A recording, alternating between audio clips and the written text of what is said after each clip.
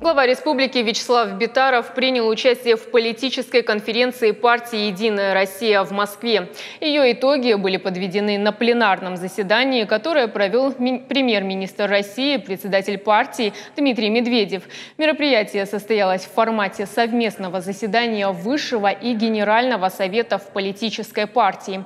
В мероприятии приняли участие порядка 450 человек, секретари региональных отделений, члены Высшего и Генерального советов, руководители федеральных министерств и ведомств, представители общественности.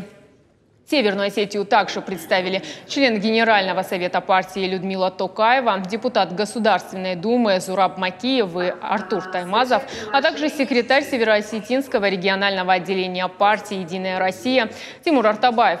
Центральному мероприятию конференции предшествовал ряд креативных сессий и панельных дискуссий. Предложения, выработанные в рамках тематических площадок, были озвучены и детально рассмотрены на пленарном заседании. Вопросы касались реализации национальных проектов и развития лидерского потенциала, работы с молодежью, процедуры предварительного голосования и совершенствования деятельности работы общественных приемных. Одним из важнейших направлений работы партии Дмитрий Медведев назвал с волонтерами.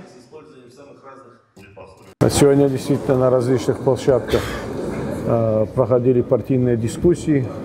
Сегодня уже в финальной части работы конференции были озвучены результаты этих дискуссий. И в частности обсудили также те инициативы, которые недавно высказал председатель партии Дмитрий Анатольевич Медведев.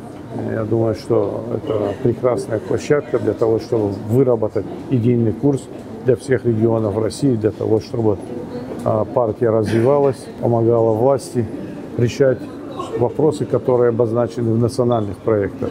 А это в конечном итоге улучшение благосостояния наших граждан.